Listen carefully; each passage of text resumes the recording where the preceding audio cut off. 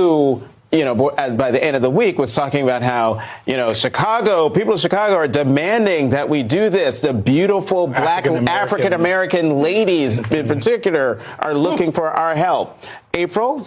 The African-American ladies that I am talking to, they might be different African-American. I think they really are. Yeah. They're saying it's overreach. But you have to remember this also. This president said this week that he is the top law enforcement officer in this nation. And that typically goes to the U.S. Attorney General, correct? So he's now taking that, and there is no separation between the Department of Justice and this president or the Department of Defense and this president.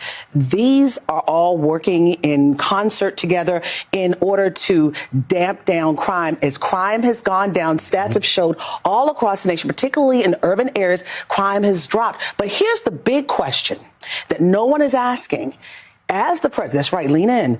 How much is this costing the American taxpayer? That's the piece. Yeah. We have to find out how much this is costing, because you have to put up these military personnel as they're doing these surveillances or what have you, these raids. What is the cost? What is the cost of machines to be put there? I mean, just coming into Washington, D.C., you see the tanks, etc. There is a cost to this in cities that the crime rate has dropped. Right. Yeah. Right. Should Democrats take this as an opportunity? Because the party has kind of been struggling to kind of talk about the crime part of this. And I think what I hear largely is that they should continue to remind people that this isn't about crime, right? Because there are different things that you would do if you cared about crime. Just sending in people with guns into our communities is not the thing that you would do. So how do Democrats message this? And how do you message it as you head into the midterms as a part of that overall conversation you guys are having? Well, I think Governor Wes Moore has been very upfront about this. He's a veteran. And I will remind folks at home, the commander-in-chief of the National Guard is the governor, not the president of the United States.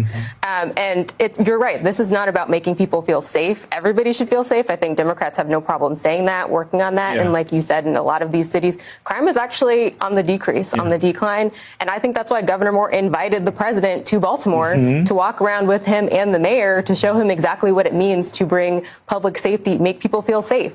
And what we're seeing right now here in Washington, D.C. is not making people feel safe. You have people, National Guardsmen, standing in front of the Lululemon instead of doing what they need to do. And I would remind people that also the National Guard, they are not law enforcement officers. They are not trained for that specific duty. And so if we want to talk about keeping people safe, I think Democrats do have messages that we're investing in public safety. Democratic governors across the board have been doing that, but you're probably, I see